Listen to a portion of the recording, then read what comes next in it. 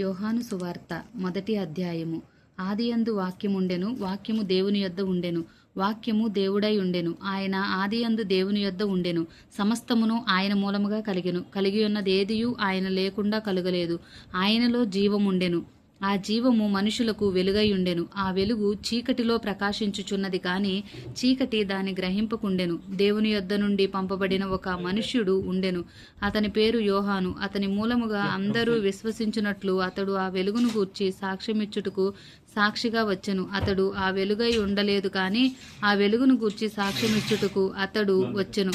నిజమైన వెలుగు ఉండెను. అది లోకములోనికి వచ్చుచు ప్రతి మనుషుని వెలిగించుచున్నది. ఆయన లోకములో ఉండెను. లోకం ఆయన మూలముగా కలిగెను, కాని లోకం ఆయనను తెలుసుకొనలేదు. ఆయన తన స్వకీయముల యొద్దకు వచ్చెను. ఆయన స్వకీయులు ఆయనను అంగీకరింపలేదు. తన్ను ఎందరు అంగీకరించిరో వారి అందరికిని, అనగా తన నామమందు విశ్వాసముంచిన వారికి దేవుని పిల్లలగుటకు ఆయన అధికారము అనుగ్రహించెను. వారు దేవుని వలన పుట్టిన వారే గాని రక్తము వలనైనను శరీరేచ్ఛల వలనైనను మనుషేచ్ఛల వలనైనను పుట్టినవారు కారు. ఆ వాక్యము శరీరధారి అయి కృపా సత్య సంపూర్ణుడుగా మన మధ్య నివసించెను. తండ్రి వలన కలిగిన అద్వితీయ కుమారుని మహిమ వలె మనము ఆయన మహిమను కనుగొంటిమి. యోహాను ఆయనను గూర్చి సాక్ష్యమిచ్చును. నా వెనుక వచ్చువాడు నాకంటే ప్రముఖుడు కనుక ఆయన నాకంటే ముందటివాడు ఆయననియు, నేను చెప్పినవాడు ఈయనే అనియు ఎలుగెత్తి చెప్పెను. ఆయన పరిపూర్ణతలో నుండి మనమందరము కృప వెంబడి కృపను పొందితిమి. ధర్మశాస్త్రము మోషే ద్వారా అనుగ్రహింపబడెను. కృపయు సత్యమును యేసుక్రీస్తు ద్వారా కలిగెను. ఎవడును ఎప్పుడైనను దేవుని చూడలేదు. తండ్రి రొమ్మునున్న అద్వితీయ కుమారుడే ఆయనను బయలుపరచును. నీ వెవడవని అడుగుటకు యూదులు యెరూషలేము నుండి యాజకులను లేవీయులను యోహాను నొద్దకు పంపినప్పుడు అతడిచ్చిన సాక్ష్యమిదే. అతడు ఎరుగననక ఒప్పుకొనెను, క్రీస్తును కానని ఒప్పుకొనెను. కాగా వారు, మరి నీవెవరవు? నీవు ఏలియావా అని అడుగగా అతడు కాననెను. నీవు ఆ ప్రవక్తవా అని అడుగగా కానని ఉత్తరమిచ్చెను. కాబట్టి వారు, నీవెవరువు? మమ్ము పంపిన వారికి మేము ఉత్తరం ఇయ్యవలను గనుక నిన్ను గూర్చి నీవేమి చెప్పుకొనుచున్నావని అతన్ని అడిగిరి. అందుకతడు, ప్రవక్త అయిన యెషయా చెప్పినట్లు, నేను ప్రభువు త్రోవ సరళము చేయుడి అని అరణ్యములో ఎలుగెత్తి చెప్పు ఒకని శబ్దము అని చెప్పెను. పంపబడిన వారు పరిసయ్యులకు చెందిన వారు నీవు క్రీస్తువైనను ఏలియావైనను ఆ ప్రవక్త అయినను కాని ఎడల ఎందుకు బాప్తీసమిచ్చుచున్నావని అతన్ని అడుగగా యోహాను, నేను నీళ్లలో బాప్తీసమిచ్చుచున్నాను, కానీ నా వెనుక వచ్చుచున్నవాడు మీ మధ్య ఉన్నాడు.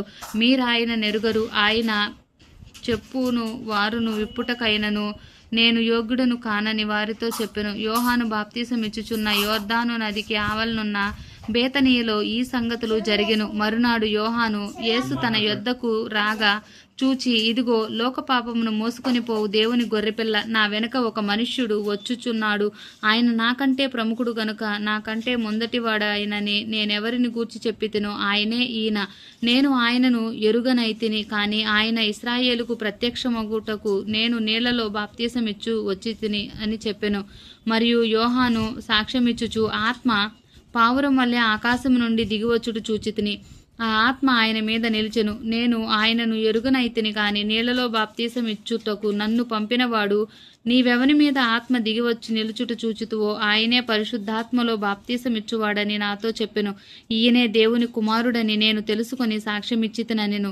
మరునాడు మరలా యోహానును అతని శిష్యుల్లో ఇద్దరును నిలుచుండగా అతడు నడుచుచున్న యేసు వైపు చూచి, ఇదిగో దేవుని గొర్రెపిల్ల అని చెప్పెను. అతడు చెప్పిన మాట ఆ ఇద్దరు శిష్యులు విని యేసును వెంబడించిరి. యేసు వెనుకకు తిరిగి వారు తన్ను వెంబడించుట చూచి, మీరేమి వెదుగుచున్నారని వారిని అడగగా వారు, రబ్బీ, నీవు ఎక్కడ కాపురమున్నావని ఆయనను అడిగిరి.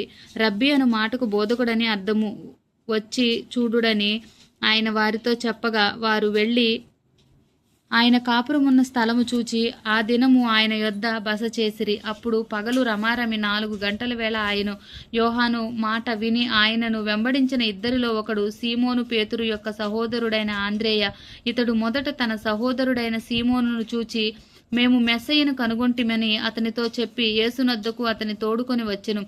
మెస్సయ్య అను మాటకు అభిషక్తుడని అర్థము. యేసు అతని వైపు చూచి, నీవు యోహాను కుమారుడువైన సీమోనువు, నీవు కెఫా అనబడుదువని చెప్పెను.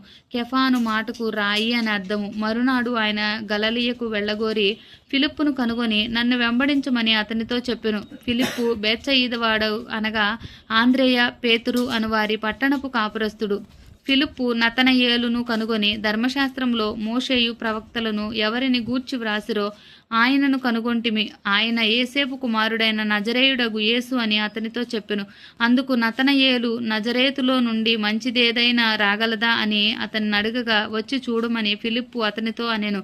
యేసు నతనయేలు తన యొద్దకు వచ్చుడు చూచి, ఇదిగో ఇతడు నిజముగా ఇశ్రాయేలీయుడు, ఇతని యందు ఏ కపటమును లేదని అతని గూర్చి చెప్పెను. నన్ను నీవు ఎలాగు ఎరుగుదువని నతనయేలు ఆయనను అడుగగా, యేసు, ఫిలిప్పు నిన్ను పిలవక మునిపే నీవు ఆ అంజూరపు చెట్టు కింద ఉన్నప్పుడే నిన్ను చూచితనని అతనితో చెప్పును. నతనయేలు, బోధకుడా, నీవు దేవుని కుమారుడువు, ఇశ్రాయేలు రాజువు అని ఆయనకు ఉత్తరమిచ్చెను. అందుకు యేసు, ఆ అంజూరపు చెట్టు కింద నిన్ను చూచితనని నేను చెప్పినందువలన నీవు నమ్ముచున్నావా? వీటికంటే గొప్ప కార్యములు చూతువని అతనితో చెప్పెను. మరియు ఆయన, మీరు ఆకాశము తెరవబడుటయు దేవుని దూతలు మనుష్య కుమారుని పైగా ఎక్కుటయును దిగుటయును చూచుతురని మీతో నిశ్చయముగా చెప్పుచున్నానెను. ఆమేన్.